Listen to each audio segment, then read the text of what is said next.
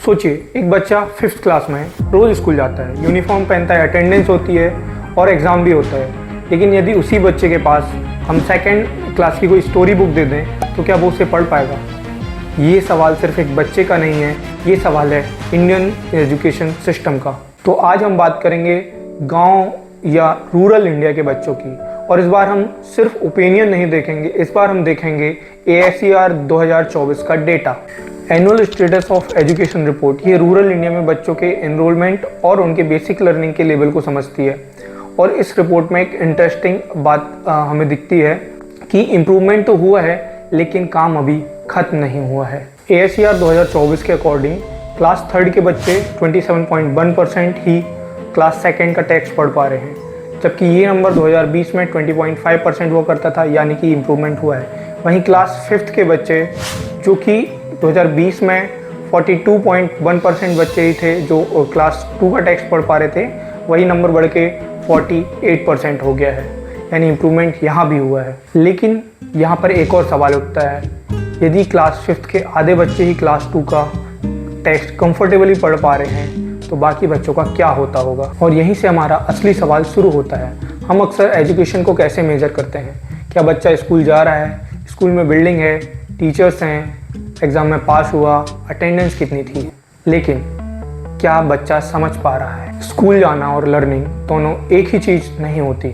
लेकिन इसका जवाब ये नहीं है कि सिर्फ टीचर्स पढ़ाते नहीं हैं। रियलिटी काफ़ी कॉम्प्लिकेटेड हो सकती है। एक क्लास में अलग अलग लर्निंग लेवल के बच्चे हो सकते हैं।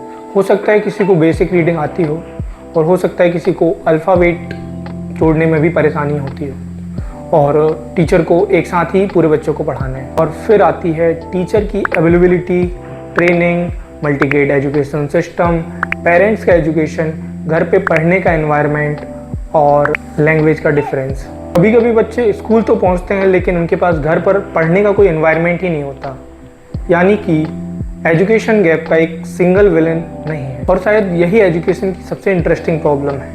हमने बच्चों को स्कूल पहुंचाने में तो प्रोग्रेस दिखाई है, लेकिन अगला चैलेंज है कि स्कूल के अंदर भी पढ़ाई हो। यदि एक 5th क्लास का बच्चा है और वो एक बेसिक पैराग्राफ नहीं पढ़ पा रहा है या फिर बेसिक मैथ्स कैलकुलेशन नहीं कर पा रहा है, तो स्कूल में होना ही उसके एजुकेशन की गारंटी नहीं देता। और गवर्नमेंट स्कूल्स में भी कई इंडिकेटर्स पर रिकवरी और इम्प्रूवमेंट देखा गया है। इसका मतलब सिस्टम पूरी तरह से फेल नहीं हुआ है। मतलब कि हम प्रोग्रेस तो कर रहे हैं, लेकिन क्या ये प्रोग्रेस हमारे बच्चों तक सही से पहुंच पा रही है? ये क्वेश्चन है। सोचिए, एक बच्चा क्लास 5th में है लेकिन उसकी फाउंडेशनल रीडिंग अभी भी क्लास 2nd के लेवल की है, तो क्या ये बच्चा 5th, 6th या 8th में जाके साइंस, हिस्ट्री, मैथ्स, इंग्लिश जैसे सब्जेक्टों को इफेक्टिवली समझ पाएगा?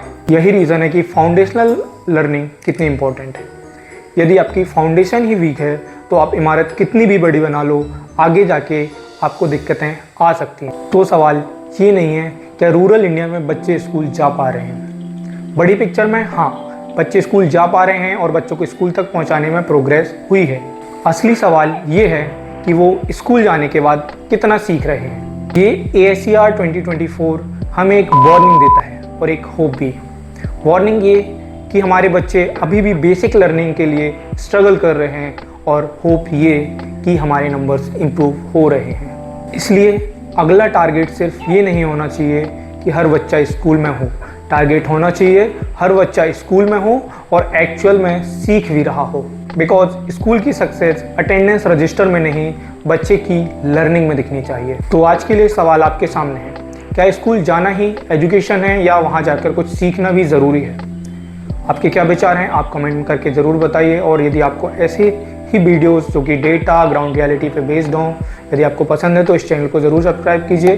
मिलता हूँ अगले वीडियो में किसी और सवाल के साथ। Thank you.